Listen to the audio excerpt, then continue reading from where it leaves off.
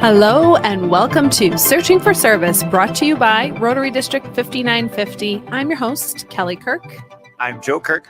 And I'm Chad Larson. Before we introduce who our guest is for today's interview, Joe's going to remind us of our show's purpose. Our show's purpose is to really help unite people that are seeking service through stories of service to great people too. And, we really want to empower people to go out there and serve.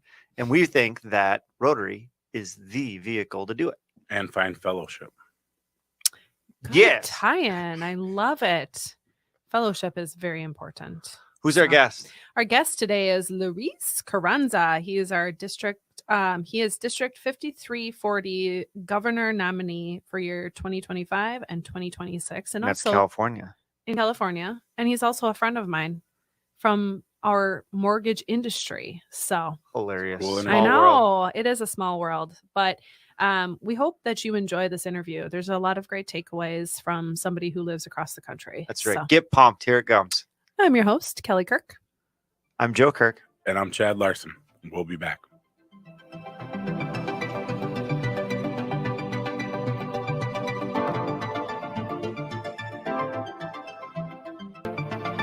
Hello and welcome back to Searching for Service, brought to you by Rotary District 5950. I'm your host, Kelly Kirk. I'm Joe Kirk. And I'm Chad Larson. I also want to thank our sponsor, Russell Hampton, #1 Rotary printer in the country. They can print anything for you. If you're watching online, you can see some of the swag they sent us with the Rotary logo, the new mission on Joe's cup. But the last mission. But they can help you with your Rotary Club printing or any printing in business. RussellHampton.com. Check them out. I just realized I'm not a very good Vanna White. I'm trying my best, It's okay. but it looks kind of awkward. Most of you guys that are listening to this, it's going to be audio. You're just listening. Like, You what don't the have hell to are they see. talking about? Well, we have a great guest on today, somebody who I know personally, and that is Luis Carranza. I can't roll my R's, so I'm not going to even try. Where's Conrad when we need him? I know. District 5340 Governor Nominee for years 2025 and 2026. Welcome, friend. Well, hello. We're Thank happy you to so much have for you. that. I'm excited to be on. This is great. Well, and I just have to share with our listeners before we dive in and get to know you a little bit better how we know one another. And that is through the mortgage industry back in 2017. And I always like to share this with people. There's two components to my Rotary story. I won't go deep into this, but I will never forget. You were like, Kelly, get involved in Rotary. And that was back in 2017. That's so funny. I did. He did. He was like, I didn't realize that it was him that just said that. Yes, remember it this. was. He said, get involved with your local Rotary. And I did a little bit of just a little bit of research, but it just kind of ended up falling through the cracks. And then, fast forward 2021, I believe, 2022. I can't even remember now. It just feels like for all of 22. Yeah, 2022. And I always like to share that. So now you know that you were a component to that. So You were her inspiration. yes, part of the inspiration. But let's our listeners know nothing about you. So let's have an opportunity for them to get to know you. You must share, where are you at right now? Well, currently I'm in San Diego, California. I would say sunny with beautiful weather, but unfortunately, this winter's been a little colder in San Diego, California than normal. But it's still around 61 degrees, cloudy, blue skies, but we still have the beach, so that's a good thing.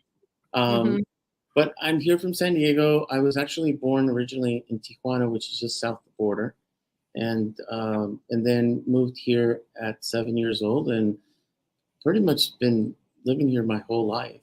And I went to school here, went to college here at UCSD, and I've been in the mortgage industry for 20 plus years.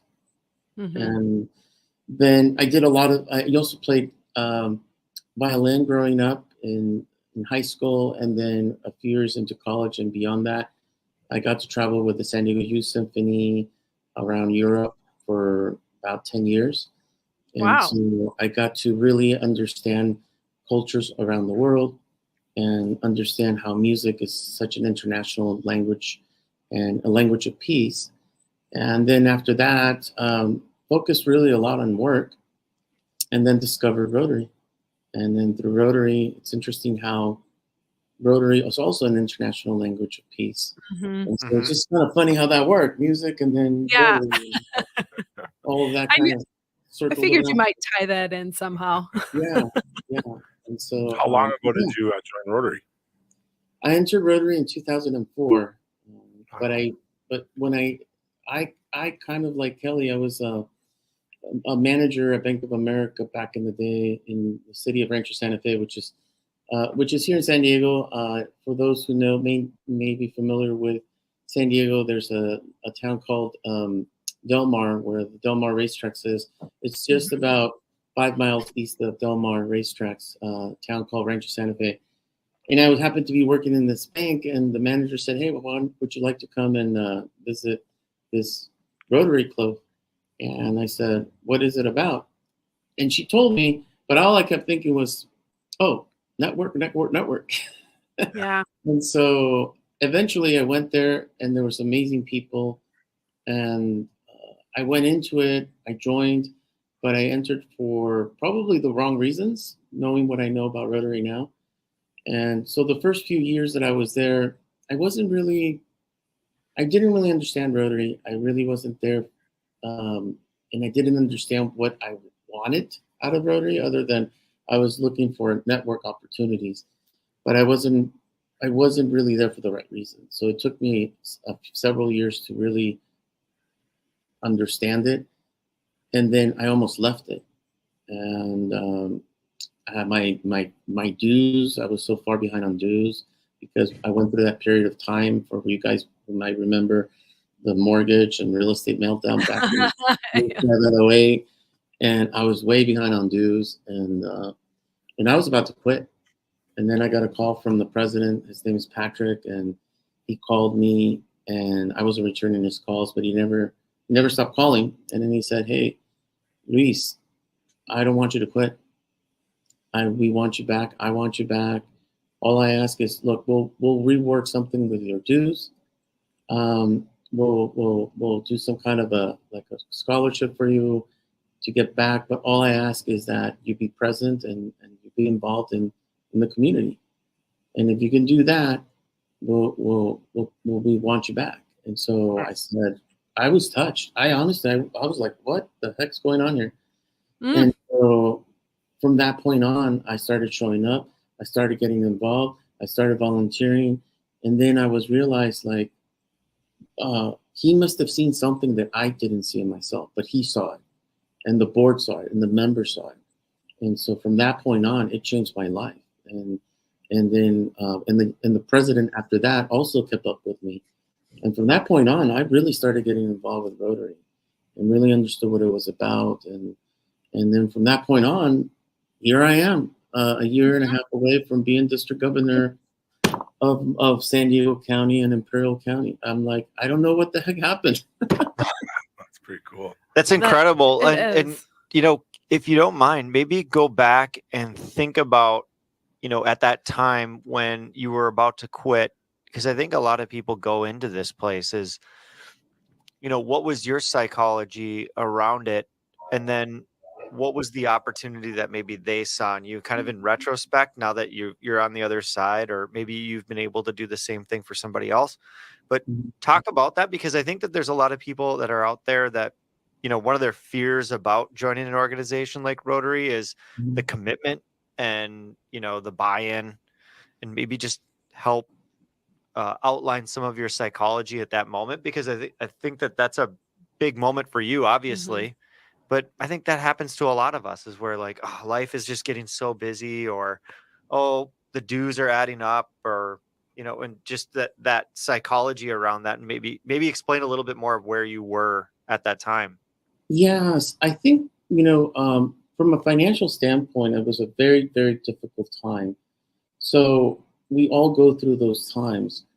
But in reality, the club was willing to help me, which I thought was amazing.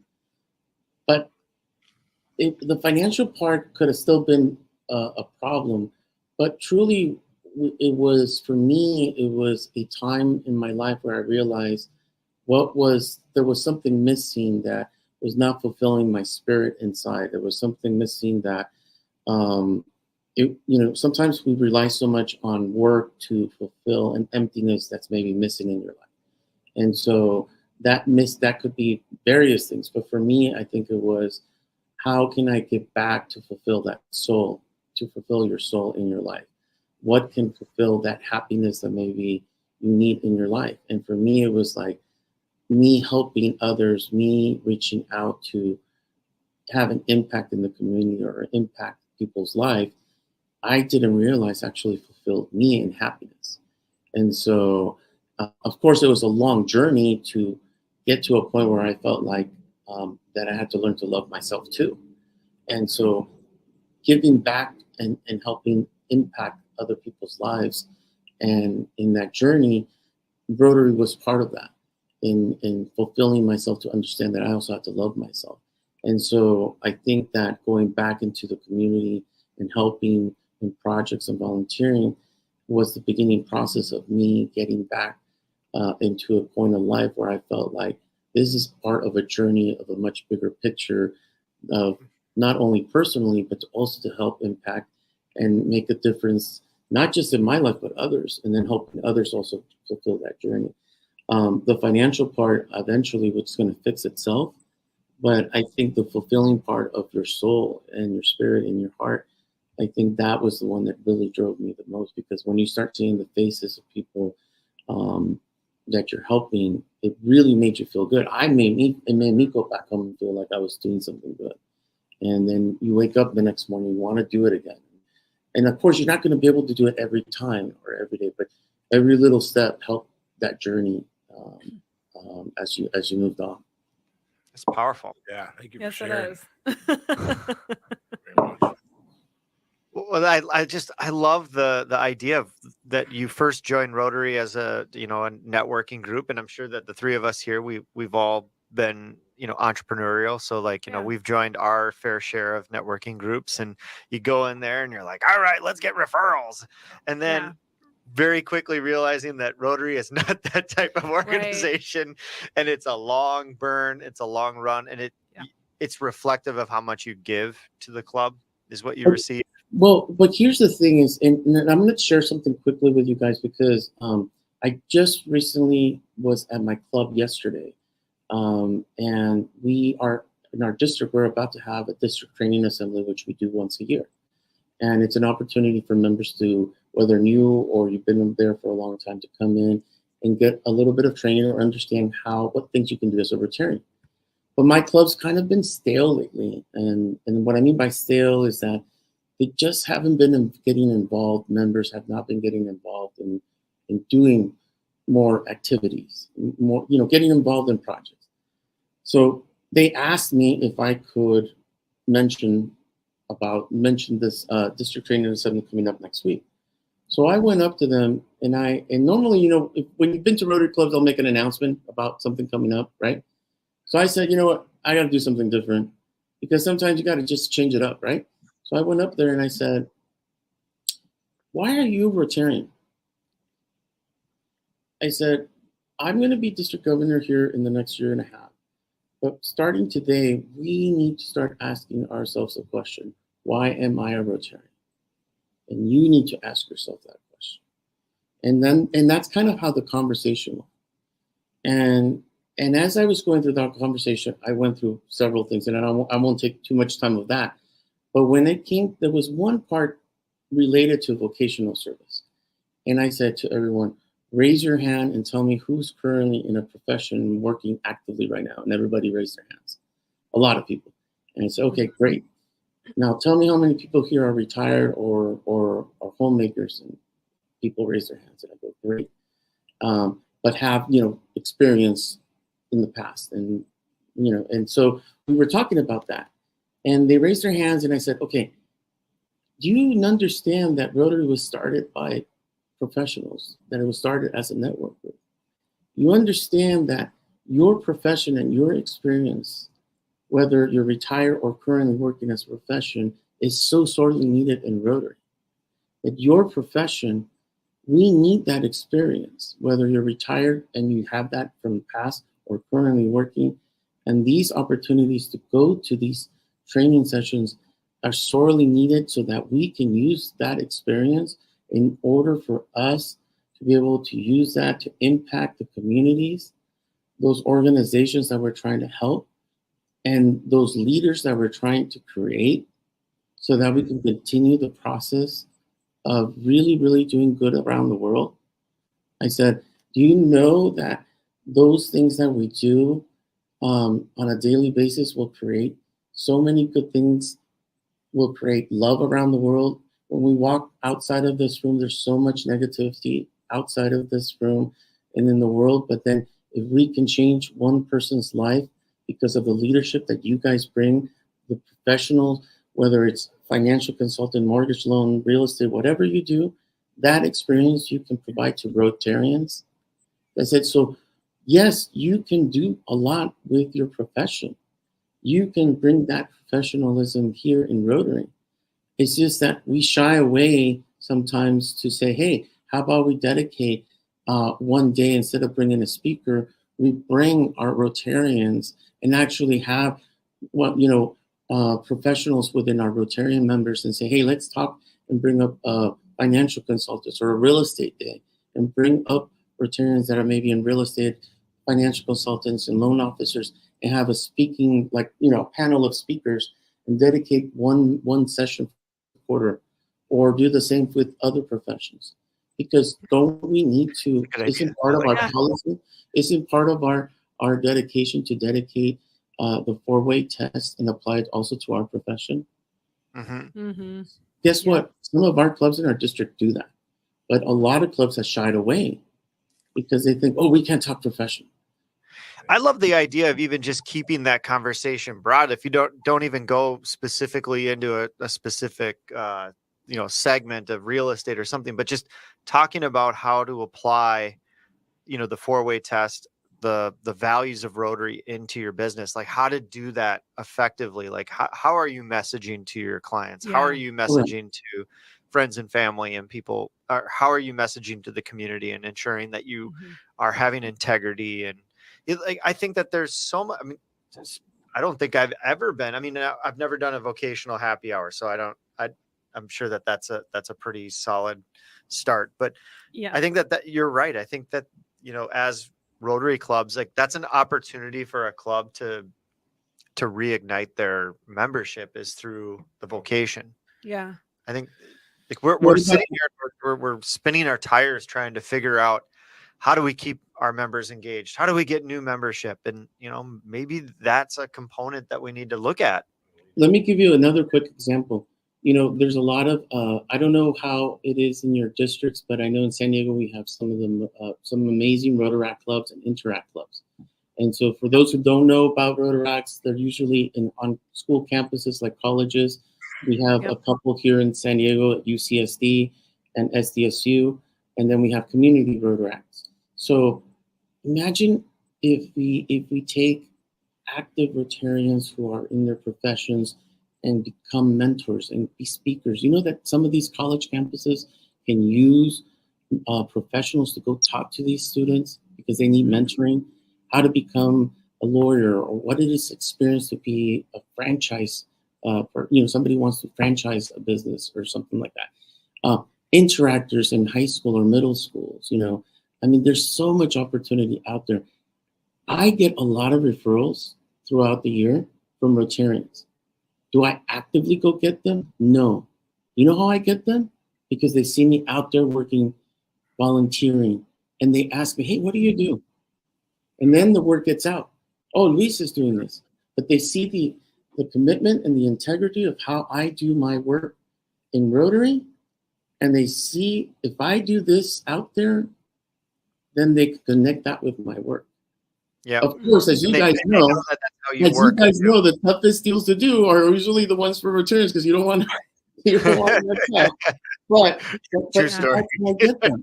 But it's true. But that's how you get them, and so you develop a reputation that hey, if Reese does this kind of work and we trust them, then why wouldn't I want to do alone with him? You know, and Yeah. so Well, and if you don't mind, I think that this touches on a couple other episodes that we've been having recently about the connections between Interact, Rotaract, and Rotary, and how sometimes it's very disjointed. It is here anyway. It sounds Yeah. like you guys have a little bit more of connection. Synchronicity. But it is interesting. Vocation seems to be a nice tool. I mean, we just had in our club a bunch of high schoolers that came in and we did kind of a mentoring piece to that. And I was Mhm. like, this was so much fun. This is so great to share some of this stuff. And It was. oh Yeah. my gosh, if I was a high schooler, I wish I would have had Yeah. this type of, but we really seem to be hitting on vocation here in this interview. And I like that. And how, it's definitely one of the underplayed components of Rotary, and maybe rightfully so. Maybe, service is definitely the core component, but vocation seems to be a catalyst. I want to say like it's almost like the fire, like some of the fire that you can really get going and it's tangible, Yeah. keeps your members engaged because they've got some skin in the game and potential gain from the outcomes. I'm not really sure where I'm trying to go with this, but it's You're been, connecting dots yeah, from it's the been previous episodes. it's been fun to talk about the vocation component, and sometimes it it's does one get of the work. things. See, that's one of the things that many clubs have not been able to connect because it's almost become like can't talk about it. But it's actually Taboo. part of Rotary, and we can use that experience that we have to connect to the things that we love doing in Rotary. It's actually one of the most important things that we can use, not only to promote Rotary, but to also build membership and also to help those Rotaractors, those interactors that so much need our guidance and mentorship. There's so many things that we can connect while using that profession, all those experiences that we have. And so I'll give you an example. I've been visiting San Diego State frequently, and just to give you an idea, we added, we now have all of our Rotaract clubs under one assistant governor. We have never done that before. So now we have all the Rotaractors, all the Rotaract clubs now under one assistant governor. That had never happened before. We are now communicating more frequently with our Rotaractors. When we go visit a Rotaract club, now we're connecting where they come to us if they need help, if they need mentorship. We're still not anywhere close to where we want to be, but just recently, one of the students came to me in November, said they had applied to the district attorney's office student work internship program. They hadn't been heard from them at all. So then I started calling all different Rotarians, and some of them had connections.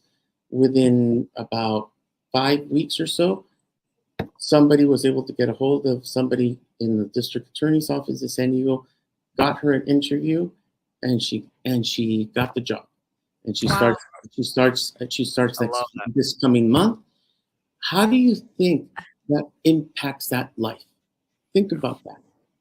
Think about how that impacted because we made the time to do that. Rotarians did. And so that's what I'm saying is One of the ways. that's just one person. So imagine if we all came together.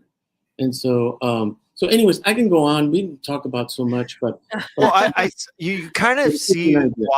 why the vocation though has been put on the back burner when you look at the historic demographic of Rotarians, where it's been aging, right? Mhm. And so if you've got a vast majority of your Rotary Club is retired, or I mean, vocation doesn't have a huge voice in that room, whereas I think more and more we're starting to see clubs get younger and younger and younger, and the vocation piece is becoming more and more important. And we're also seeing how impactful it is. Like, it's so interesting. In just this conversation, I'm connecting some dots, like even just within our own club, and going, wow, like that could be so much more powerful. And like we could use this as a membership drive, like blah blah blah. Like Yeah. I'm just going, and it's interesting because sometimes the answers are just right in front of your face. I know sometimes common sense. It's almost it's so simple. Sometimes we just don't see it. Another thing that I would just tell you that we're looking into, things that I'm looking into as I come as district governor, but we're already having that conversation, is really looking into the districts instead of waiting for clubs to sponsor new clubs, is actually district sponsoring clubs, specialized clubs. For example, why do we have to wait for why do we have to do things traditionally? This is the thing I love about Stephanie Urchik, is like, we need to try new things. Why do we have to have a club that does things for an hour and a half, and we have to sit around for an hour and a half and do, we need to let clubs run the way that works for them. One of the things I feel the future may be for Rotary is to run it like a Rotaract club. So if you guys have never gone to a Rotaract meeting, do it. It is such an inspiration to me. It's so energetic. Most of these Rotaract, especially the community ones, they usually meet twice a month. But guess what they do a lot? They do a lot of projects. Yeah. And this new generation of Rotaractors, they want to do things to the community. They'll meet, but they usually like meeting about an hour. And they usually like, when they do meet, they'll meet like in a social event, like a happy hour. But what they really want to do is projects. And because you know what? They want to be productive. They want to impact. This is the new generation that's coming out.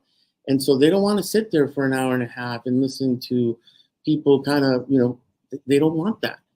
And so you wonder how we're going to grow Rotary. That's how we're going to grow Rotary. So then why don't we start thinking about opening Rotary clubs that actually can be modeled like a Rotaract, and then go to those Rotaractors and say, hey, would you want to open a Rotary club and model it as a Rotaract club, and we'll sponsor it? They looked at me like, yeah, because if you ask them right now, why don't you go to a Rotary club? They'll tell you, because it's boring. Yeah. I mean, seriously, ask Rotaractors, why don't you go there? That's the first thing they'll tell you. It's such a different pace. That's what I'm saying is, if you ever want to know why Rotaractors don't go to Rotary clubs, go to a Rotaract club meeting. It's so much fun. It's a good challenge for us. I like that, because I've never been to one. Me And I've too. always wondered, like, how is there not this really healthy farm system of Rotarians as we have these other organizations? It's like, how do we not have all these young people joining our clubs? Yep. And it's just fascinating, because there is a massive disconnect. I mean, and we're just, we're preaching to the choir here. We already know that there's a massive disconnect. Can I give you a tad example? I know we're getting close to running time, but I want to give you a tad example. Oh, you got lots of time. You're good. Well, so my first meeting, I've gone to UCSD and SDSU, but one of the things they do now, think about when we were in college, how stressful it is to get ready for finals or midterms and stuff. So, for example, at UCSD, they have this Karma, where they put a QR code. So what happens is, it's kind of like happy dollars, sort of, but they call it karma dollars. So what happens is the students line up because they need karma dollars. And in other words, karma, because they'll go up there and they'll line up, like maybe 5 or like anywhere from 5 to 10 of them will line up, and they'll stand up in front of all their peers, and they'll say, listen, I have a final coming up and it's tomorrow. I haven't studied for it.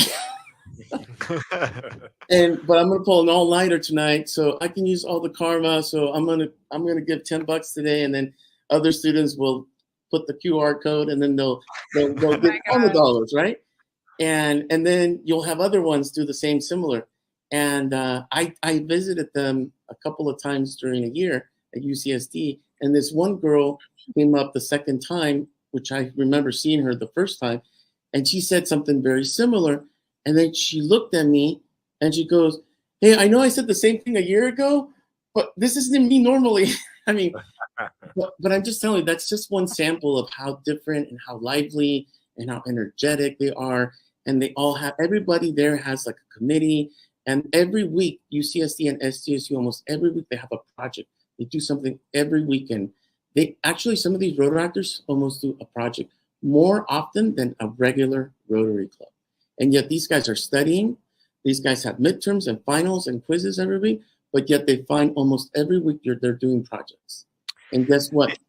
Rotarians don't know about it because they're not connected with newsletters. They're not connected with Club Runner or the other systems that are used. So Rotarians don't know that. They don't know what Rotaractors are doing because they're not connected on our system. So so there's a disconnect right there alone. It also reminds me of the adage, never ask somebody who doesn't have a lot to do something. You know what I mean? Like it's always the people that are super busy that you ask to do things because they're the ones that do things. Yeah.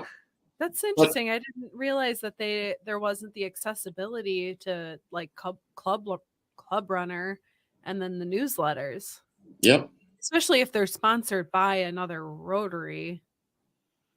That doesn't something doesn't connect there. Yeah, I mean that whole thing seems to mean, and I'm not going to say that I understand how it works, but it just seems like there's an easier way. Apparently, we just found out through Club Runner that they're coming up with a beta test for Club Runner, and we asked them to put our district in that. And apparently, if the district has this Club Runner, they're gonna give it to the Rotaractors. So we said, please use us as a beta test because it is. I mean, it's such a disconnect. So how on earth are we supposed to grow? How are we supposed to be able to connect? Yeah. Unless you do it like we're trying to do it now manually, like, otherwise it's a major disconnect. But anyways, I just mentioned this because we have to be able to, in order for us to connect, in order for us to learn, in order for us to be able to use our vocational experience and to grow as Rotarians and to make an impact, not just on what we're doing now, but to connect in the young people's lives that are our future, we need to understand what the challenges are too. And so, but I think if in your community, if you want to grow your membership, if you want to grow Rotaractors, is that invite them to your clubs, ask them to be speakers, go visit them, go to a meeting, make time. You'll see how much the need is. They need your help. They need your mentorship. They need to know what it is to be a loan officer, a real estate agent. Inspire them because they need to be inspired. They need to know you care. Because it's just remember how it was to be a college student, and remind the elderly that guess what, it costs to go to college. They don't have money, because every time I get in a meeting and they say, well, why aren't they contributing? Why don't they contribute to get a grant or whatever? I'm like, dude, they're in college. Yeah. They're eating ramen. I mean, come on. They're running on ramen and beer. Sorry to talk so much. There's so much I could talk about, but I just kind of want to give you an idea what's going on. Yeah. Well, so Luis, tell us how long have you been a Rotarian then? 2004. 2004. Might give my age away, Kelly. Oh my gosh. It was 2004. Sorry. 2004. Sorry. No, I'm just saying this is my age away. So no, 2004. You have really he joined when he was 7. Really good Thanks a lot, experience. buddy. Thanks a lot, buddy. Yeah, And obviously, like having had that experience, it is what has helped get you to the point of being the governor nominee here for 2025 and 2026. So yeah, I would say of course you're going to have stories. The last 10 years have really helped me a lot, I would say. Yeah. Are you willing to share what you're really going to focus on in your governor year? Like, do you have specific things that you're really passionate about? Obviously, we've talked a little bit about the vocation, the Rotaract, the younger folks, getting them more involved into Rotary. But are there areas that you're really hoping to focus on? Well, I'm still preparing for my year. I mean, there's a lot of works. There's a lot of things in my district that I plan to make changes on. I won't get into that because I'm still in the works. But I think from what I plan to do and talk about with my district is, and I've shared a little bit already what I did with my club, is I really want to focus to remind them why they're Rotarians. That's really the one thing that I want to focus on, because My goal is to inspire them, is to remind them why they're here. And the one thing that that part of that message will be is look at everything that you're doing. Look at all the things that each one of you, in some way, shape, or form, whether it's giving back, whether it's volunteering, look at everything that all the Rotarians are doing, and what does that equal to? And so, as I go through that story, because what I noticed a lot of district governors do, and it's not a criticism, it's an observation. Is they'll go through their history, and then they'll go through slides, or they go through a prepared speech. But I also feel that, like in our business, whether it's real estate or whatever you do, people know when you're genuine, when you're talking through a piece of paper. But what I know is, because I know I'm this way, is that people pay more attention when you're talking real. Like, I'm Catholic, and when I go to church, I mean, I can tell when a priest is a priest, being a priest, or when he's being like a human, like when he's talking like hey, like reality. And those are the ones those are the people that when you can tell when people are genuine and they get your attention. Well, my thing is, when I talk about why you're a Rotarian and why you're here, is adding up everything that you do, everything that Rotarians are doing. And my question is going to be at the end is, what does that all add up to? And then when I get to the end of adding all those good things that Rotarians do, including them, is all that adds up to one word. And that one word is love. And so if we can do all that as Rotarians, not just here locally, but around the world, and we can share that word love through our actions, just as much as if we can do that every day and dedicate that every day through our actions, and not just our words, but through our actions, then we can have an impact throughout the world, because there's so much negativity. Imagine if we can talk about love through actions, not just words, then we can impact in a positive way what goes on in the world. Because it only, and that's going to be my message, is that it's important for us to think about that every day. And then our goal is to have an impact every day in a positive way. And so that's really going to be my message, because I can talk about operational stuff. I can talk about, and there'll be some time for that. Right. And I'll have a team for that to talk about. But my main message is going to be that. There will be some things, for example, I haven't decided whether some of the focus will be on homelessness. That's something that I do want to do, but I don't want to put a Band-Aid on it. I'd rather put when I talk about homelessness, there's so much that goes around it. I mean, it's also about preventing it. It's what systemic. can we do about? I mean, there's so much around it, and so my goal is to try to put some kind of committee of different organizations to come together and say, how can we do something that's not just putting a Band-Aid on it, but actually putting these organizations to come together and talk about something that can be more of a lasting effect than just putting a Band-Aid on it, And so we can get organizations to talk about it. Another thing I'm hoping to work with Kiwanis and Lions and come to the county of San Diego, and what we're hoping to do, and maybe this is something your county, maybe this is an idea for you guys too, is to have our county make September Service Month, where we can get the Kiwanis and other service organizations and really bring attention to the county to say, hey, we got all these month of this and month of that. Well, how about we do it Service Month and let the communities know that there's amazing service organizations, and bring attention to that to the counties. Orange County, which is just north of us, does that. They just did it for the first time this past year. And was it successful? It was successful, absolutely. Well, there you go.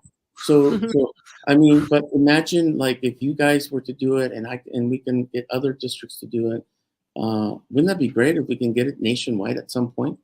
Like have a nationwide. Yeah, I love it. Yeah. I love the vision. Mhm. So, anyways, I also had one idea for you if you wanted to shake it up, presenting to your clubs. You should dress as Mufasa. And I just like when you were talking about like we have to remember who we are, why we joined. I just think about that scene in The Lion King. Remember who you are, like from the clouds, gosh. like. you know, I have And then you can play "Can You Feel the Love Tonight." Oh my oh my god. God. You know, I have my one of my mentors who was my district governor. He used to dress up like similar to that, but he would wear like a Snoopy suit or he would wear a Darth Vader suit, and he was a funny guy. But no, but that just gives you a little preview of things that I would like to do. But I think as leaders, we have to learn to inspire others. And as leaders, we also have to be able to mentor new leaders, to create new leaders, because if we don't, then you will continue to see membership drop throughout the different districts. But our leaders are sitting there in Rotaracts. Our leaders are sitting there in other organizations. So, we need to get the young people, but those young people are young professionals. So we need to start not being afraid to talk about vocation. Yeah. We need to start thinking about specialties. We need to start embracing LGBTQ communities. We're about to open a new one here in spring in San Diego for the first time. I know Minnesota has one. Somebody contacted me recently, one of the founding members, and it's going to come to San Diego, I think, in August. So, so I'm just saying this: we have to be open to being creative and opening up to opportunities, thinking differently. We also have a Solana Beach Eco Club here in San Diego that's focused on environmental causes. So guess what? Why can't we have different causes that specifically to other causes? We can have a young professionals Rotary Club. Right. Why not? They focus on their professions. Professional growth. They serve through that. Yeah. So anyways, that's my interesting. Luis, I want to really applaud you on something. We talk so much about, getting new membership, and what I love about your angle at how you're going to approach district governor is really focusing on the Rotarians we have and energizing them again, because an energized Rotary Club will attract more Rotary members. Yeah. I think sometimes we get so focused on new members from the outside, where a lot of times it's also, reigniting the current membership and reminding them of exactly why they're Rotarians and of exactly what Rotary can do for them and for their community. I think that's great. You're the first person that I think I've heard say that in a long time. So I appreciate that. Thank you. We only have like a few minutes left here, Luis. And so one of the parting questions that I'd like you to answer is, now it totally hard or soft shell. It just totally like it's out of my brain, and actually here it is. So what are some like parting words of wisdom that you could give somebody who's listening to this show right now and is maybe inquisitive, or they're questioning whether Rotary is a good route for them or not? I would say that if you don't know Rotary is part of you or not, is you don't have to be a Rotarian to make a difference. But if you want to be part of a fun group and want to make friends, we're here. Again, you don't have to be part of Rotary to make a difference, but we're here if you want to be part of a family, because we welcome you. And we would love to have you on board. And if you do, that's awesome. But if you don't, guess what? Rotary has programs where you can still participate and not be part of us. Yeah. Just so you know. Yeah. That's perfect. That was really great. Well, thank you all the way from semi-sunny San Diego for taking time out of your day to come and you guys need to come out here. You guys need to come out here one day. So maybe we need to encourage Lloyd to allow us to go to San Diego and do a show can do there. that. You know what? You guys should do. You guys should. You know, I wish I would have caught you guys so you would come down at our Zone Institute when we had it here in November, but we'll have to figure something out. Yeah. Or hey, actually, I have a better idea. Come at next year's Southwest Pets in LA. We always have it at LAX Marriott. Come Yeah. there. Oh my gosh, wouldn't that be a fun? We have by far, I'm not kidding. I'm telling you, we have the best pets in all of the United States, if not the world. I'm telling you, it's so much fun. There you go. Well, Lloyd, if you're listening, Just Just so you know, and we make it fun. It's in LA. It's in LA. Yeah. Never been, but Really? no, just San Diego. Just San Diego. That's the only place in California I've been. But anywho, Luis, thank you again. Such an honor. And you had some really great kind of Amazing. parting words Amazing. there. That So was Stuff. good. very nice. Well, thank you guys. You guys were awesome. Yes, no problem. As a reminder, you are listening to Searching for Service. I'm your host, Kelly Kirk. I'm Joe Kirk. And I'm Chad Larson. We'll be back.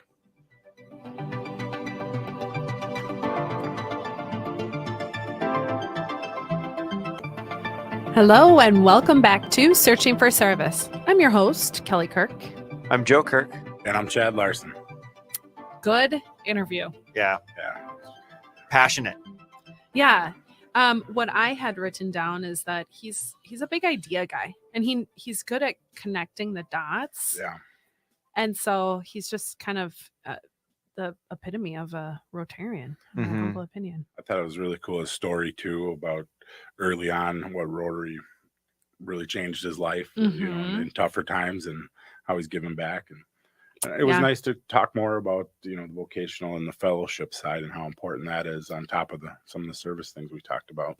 Yeah. I mean, we've had some guests on that kind of give us that reminder that vocational was kind of the cornerstone of how Rotary started. Mhm. And we've gotten away from that, and now we're kind of coming back to it. Well, we veered into service, right? Like, Right. which is a good thing to do. Yeah. But I think And how do that you create a balance? yeah. Well, I mean, and I think that it was a product of the demographics of Rotary that, you know, as the demographic of Rotary became older, well, more and more of them are retiring, and This that is true. vocation is no longer as big of a cornerstone piece. But Yeah. and to your point, with new membership, younger people coming in, that vocation is really coming back It's into making a focus shift. again. Yeah. Well, he was awesome. Yeah, we hope you enjoyed that nice interview. I'm your host, Kelly Kirk. And I'm Joe Kirk, And I'm Chad Larson. It's time to stop searching. and start serving. See you next week.